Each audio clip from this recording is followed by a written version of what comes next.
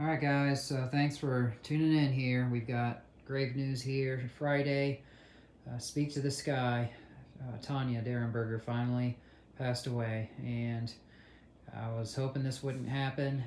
Some of the details on this is that for those of you who've tuned into our previous broadcasts on Between Heaven and Hell, you know that she had multiple sclerosis, and you know some of the struggles that she's had when she was in Camden Clark Hospital in Parkersburg. She had bed sores. She had developed them there, and they were so deep you could put a whole hand in them.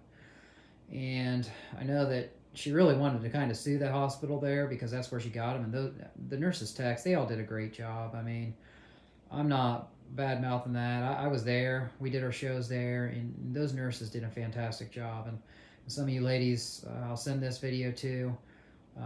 I just want to say thank you. You guys were great, and I appreciated the advice for my friend there, and she really appreciated the work that you guys did. And it wasn't your fault that the bed sores got there, but when she got sent from, they tried to find her in a wound hospital, and all the beds were full. It didn't matter whether it was Charleston, Cleveland, whatever. She could never get into a wound hospital, and that's what she needed. That was the only hope she had of getting the wounds healed. Well, then she was supposed to go to a nursing home in Parkersburg, and all of a sudden they didn't have a bed open, so they came to Clark Hospital and sent her across the river to Ohio, in Coolville, Ohio, to a nursing home. And I figured as soon as she was sent there it was going to be bad news, and she wasn't there but a month and a half, and she had gotten a nasty bone infection, and the sepsis returned. She had overcome sepsis in Camden Clark Hospital in Parkersburg, and she was doing great. We were making shows, and my last contact with her was on May 1st, and I said, well, because the first of the month we always try to do a show for MS awareness, because of the multiple sclerosis, and she's an MS warrior. I mean, she has been a champion for decades on that, and she had that progressive version of it, and she was a paraplegic, and she could only move her right arm, and a little bit of her left arm, and her neck and head, and that was it. And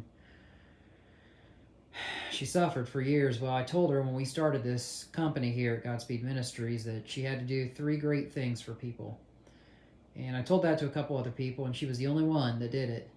And one of those great things she did for people was she had put like a down payment on a house. She had it half paid off on Staunton Avenue in Parkersburg. Well, the great thing that she did was she let these homeless people live with her. Well, they turned out to be drug addicts, and I don't know if she knew that or not, but she was just, doing a kind deed. And she says, yeah, she says, I did my great deed here. This is one of the 3, and I'm letting these homeless people live with me. And they took her for everything. They it breaks my heart because they took everything she had. They she's in a power chair, and she can't walk. She can't do anything. Well, they took her clothes, her jewelry, her actual power chair, and I don't know what they did with it, but she had nothing. And she had gotten admitted into the hospital, so that's how they were able to take her power chair. She wasn't in it. She was in the hospital, and she lost it all. And she had been in there for 6 months, and all she had was a gown, the hospital gown to wear. Well, there were some good people that gave her some clothes. One of the nurses techs gave her some clothes, and also a pastor of the church that she was attending online, he came and brought her a couple bags of clothes. And we appreciate what you guys have done. She didn't have a lot of people in her corner, but thank you for tuning in. Yeah, I appreciate that. It is awful, and it was pretty rough for me.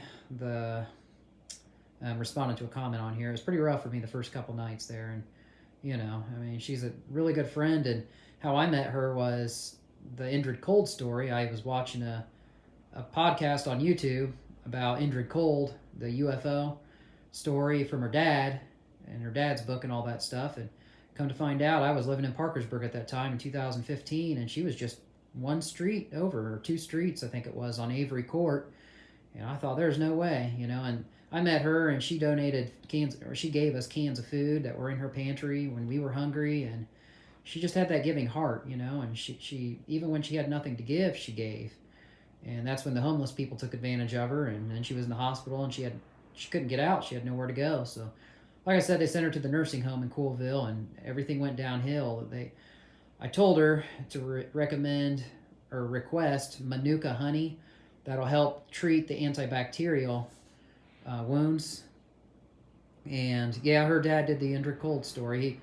He was with Indrid Cold, Woody Derenberger, and I guess you could say that was the Derenberger's claim to fame, but it kind of haunted them a little bit because people wanted all that attention back in the late 60s and 70s, and she couldn't really get away from it. And she had contacts and experiences with him all the way throughout in late days and stuff, and she would tell me about it. We've got previous shows on the channel about that, and that was Taunia's big thing. She was our main host on Night Frights and Friday Night Frights, and we did several shows on that. So we're going to keep her legacy going on that, and we're going to continue to do more. And she said that she wanted me to continue that story with the books and everything, and she gave me that permission.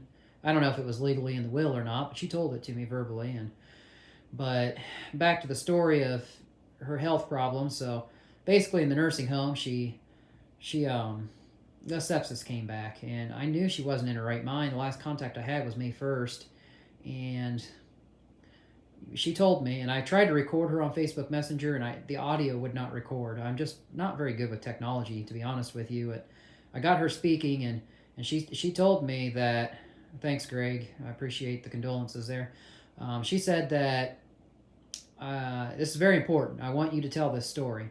And she had died about maybe 7 months prior to that in the hospital, and she saw the bright light, and she was in heaven. She saw her mom, and she said it felt so comfortable there, and she just wanted to stay there. And when she saw her mom, she said she was so happy, and she said, her mom said, it's not time for you to stay here. You have to go back. There's something else you must do. And she's like, I want to stay here with you, but if I need to go back, I'll go back. And then she came back, and I don't know what her mission was. Granted, it was only about 6-7 months, something like that. But I think that she said, well, it's important for you to tell the people that this happened to me, and that there was a purpose. And she says, I'm an ordained minister, but I feel guilty. I've never done anything with it. So we're going to start up this show called Between Heaven and Hell, and I want to try to lead some people to Jesus before, if I go or whatever happens. If this happens again, I want to try to do my part. So she did her part, and I don't know. I hope we were able to help somebody come closer to Jesus on those shows. I don't know, but they're going to stay right there on the channel, and I'll keep those videos there. And I know the shows have never been as good just by me doing this alone. My buddy, she really helped me there. So, and that was a big thing for her. So it wasn't just Friday Night Frights. She really she had a passion, and we did Lent together, and it's all on there. I'm not going to go into all the details, but she said, I want you to do this show about life after death. And that was about 3 or 4 weeks ago. And that was the last contact I had with her, was on May 1st. So, and I didn't do it, and here I am, and here she's passed. So I looked up a couple Bible verses, and this show is going to commemorate her and her legacy and everything that she stood for, with MS, contributions for multiple sclerosis. We're going to also do an MS walk too. Thank you. Yeah, I heard a lot of people that's going to miss her. I know.